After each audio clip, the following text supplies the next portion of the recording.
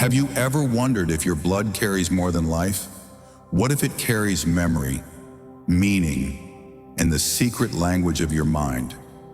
Every drop inside you tells a story older than your name. Carl Jung once wrote, "Until you make the unconscious conscious, it will direct your life and you will call it fate."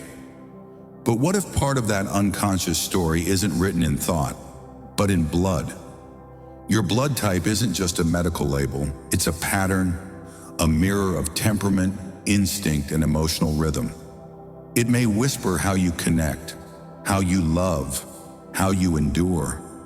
This isn't about science versus soul, it's about decoding the invisible signature that shapes your psychology. So today we're going deeper into what Jung might have called the blood code, a hidden bridge between biology and the psyche. Let's begin where order hides in restraint, with those who carry the calm storm within. Blood type A, the silent order. There's a certain quietness that surrounds those with type A blood, a calm surface, a composed expression, yet beneath it a depth of feeling that rarely shows itself to the world. Jung once said, "The most terrifying thing is to accept oneself completely, and that is the secret burden of type A, the endless pursuit of perfection, the hidden fear of chaos within." Type A personalities are the architects of order. They crave structure, clarity, and control. They find safety in routine and meaning in precision. But the same discipline that builds their stability can also become their cage. They repress more than they reveal. They smile when they want to scream. They plan when they long to be free. In Jungian terms, they live heavily under the influence of the persona, the mask the ego wears to survive society. They become what the world needs them to be, and slowly they forget what they truly are. Their shadow, the part they hide, is emotion itself, unfiltered, wild, and raw. The artist within the accountant, the child behind the discipline. Type A people often carry invisible weight, responsibility, expectation, guilt. Their blood beats in patterns of duty. They are the keepers of harmony, but sometimes they forget that harmony requires honesty, not suppression. When Jung spoke of individuation, the process of becoming whole, he meant reclaiming what we've hidden. For type A, the journey begins when they stop polishing the mask and start listening to what trembles underneath. Their gift is empathy, patience, and loyalty, but their danger lies in self-erasure. They must learn that perfection is not purity. It is fear disguised as order. When they finally embrace the storm they've tried to silence, they transform from the caretaker of others into the caretaker of truth. And in that moment, type A doesn't just control life, they feel it. Blood type B, the rebel spirit. Where type A seeks order, type B was born to challenge it. Theirs is the blood of motion, of curiosity, chaos, and creation. They live on instinct, often misunderstood as restless or unpredictable. Yet beneath that fire lies something sacred, the courage to be fully themselves. Carl Jung once wrote, "The privilege of a lifetime is to become who you truly are." And that is the path of type B, authenticity over approval, truth over tradition. They are the wanderers of the psyche, guided not by maps but by the call of their inner world. While type A looks outward for validation, type B looks inward for vision. They thrive when they can express freely, through art, conversation, risk, and experience.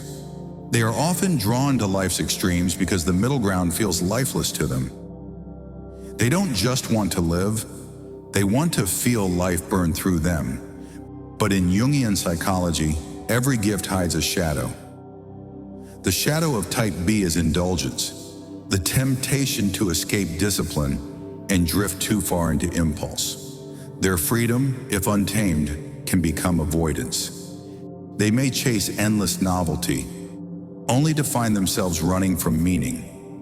Jung believed that energy must flow between opposites, structure and spontaneity, light and dark, control and surrender.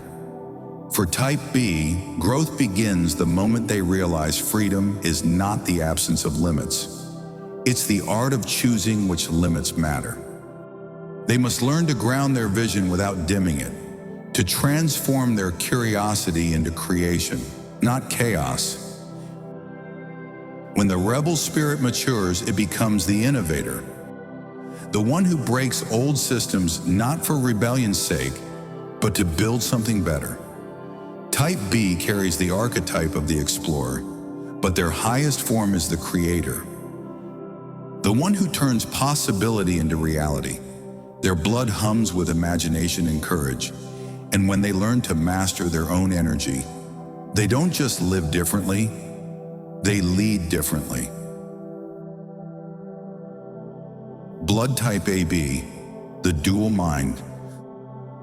Those with type AB blood live between two worlds: logic and emotion, mind and heart, light and shadow.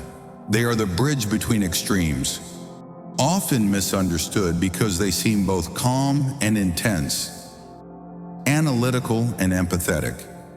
Jung would call them the embodiment of the union of opposites, the conjunctio, where spirit and matter meet.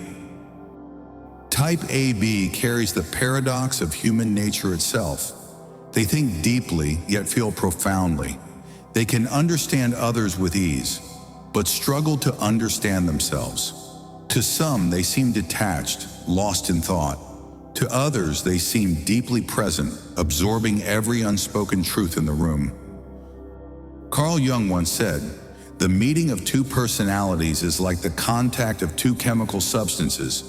If there is any reaction, both are transformed." This perfectly describes AB. They don't just meet people, they merge with them, sense them, absorb their energies, and are forever changed by it. But this gift comes with a cost. Type AB can lose themselves in others, torn between the rational desire to maintain boundaries and the emotional need to connect. They often live with quiet inner conflict, the head arguing with the heart, the mind seeking clarity while the soul longs for chaos. It's the eternal dance between thought and feeling, and they are the stage where both perform. In Jungian terms, AB's journey is the quest for integration. They must learn not to silence one side for the other, but to let both voices speak. When their intellect serves their intuition, when logic becomes the vessel for emotion, they find balance. They evolve into what Jung might call the self, the harmonious center where opposites unite. Type AB souls are often visionaries, counselors, healers, people who see layers in everything. They can step outside of themselves, reflect, and translate what others cannot express. But they must remember, empathy without self-clarity becomes confusion. The world needs their insight, but first, they must learn to protect their own energy. When AB learns to live as both thinker and dreamer, when they stop choosing sides and start embodying both, they become whole. And in that wholeness, they become light for others lost between their own dualities. Blood type O. The primal force type O carries the oldest bloodline, the archetype of the survivor, the hunter, the leader. In their essence is something ancient, something raw, a memory of life before civilization taught us to hide our instincts. They don't just adapt to the world, they move through it with presence, with purpose, with power that feels almost ancestral. Carl Jung once said, "There is no coming to consciousness without pain." And for type O, that pain is born in the struggle between strength and sensitivity, between the urge to lead and the fear of vulnerability. They often walk with confidence, but behind that is a silent exhaustion. the weight of always having to be strong. Type O is driven by vision and clarity. They see life as a series of challenges to overcome, not problems to avoid. They are decisive, direct, and when awakened, incredibly magnetic. People are drawn to them not because they demand attention, but because they radiate it. Their energy commands space, not through dominance, but through certainty. But every strength hides a shadow. For Type O, it's pride. The belief that they must never falter, never show weakness, never ask for help. Their instinct is survival. Yet in the modern world, that instinct can turn into isolation. They conquer but rarely rest. They protect but rarely allow themselves to be protected. In Jung's terms, their shadow is vulnerability, the part they suppress for fear that it might break the image of control. But what they often forget is this: power without softness becomes emptiness. Their growth begins when they realize that true strength isn't in resisting emotion, but in allowing it. When the warrior learns to weep, the heart becomes indestructible. Type O represents the archetype of the warrior, but the enlightened form of this archetype is not the fighter, it's the guardian. Someone who stands strong not to dominate, but to defend what matters most: truth, love, and meaning. Their leadership reaches its highest form when it's guided not by control, but by compassion. When Type O embraces both power and tenderness, they become a force that heals instead of harms. They awaken the primal within humanity, not as aggression, but as the courage to live authentically. They remind us that the human spirit was never meant to be tamed, it was meant to evolve.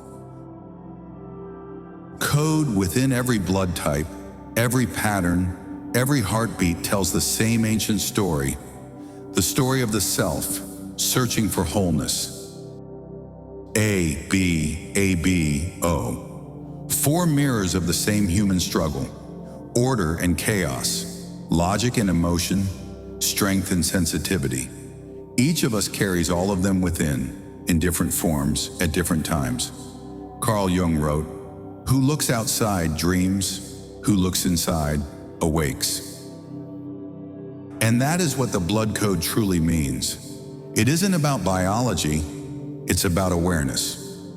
Your blood type is not a destiny, but a doorway, a way to glimpse the hidden design of your own psyche. Maybe you're A, disciplined, composed, seeking harmony but afraid of imperfection. Maybe you're B, driven by freedom, yet haunted by the emptiness that comes when the thrill fades. Maybe you're AB, the thinker and the feeler, torn between head and heart. Or maybe you're O, strong, grounded, a protector who sometimes forgets that even strength needs rest. The truth is, we are all parts of this code. Within every human being lies order, rebellion, duality, and primal instinct. The key is not to suppress one or favor another, but to bring them into harmony, to awaken what Jung called the self, the totality of who you are. When you begin to understand your patterns, you begin to change them. When you face your shadow, you reclaim your light. And when you decode your own blood, your temperament, your fears, your desires, you stop living unconsciously. You start becoming who you were meant to be. This is your invitation, not to label yourself, but to know yourself. Because your blood, your mind, and your soul are not separate. They are three voices of the same song. A song written by your ancestors, sung through your choices, and carried by your consciousness. So the next time you feel lost or divided, remember, the code is already within you. Your body remembers what your mind has forgotten. And when you start listening, truly listening, you begin to awaken. Carl Jung once said, "I am not what happened to me, I am what I choose to become." That choice begins now. Keep decoding your mind. Keep facing your shadow, because somewhere inside your blood, your soul is still speaking, waiting for you to listen.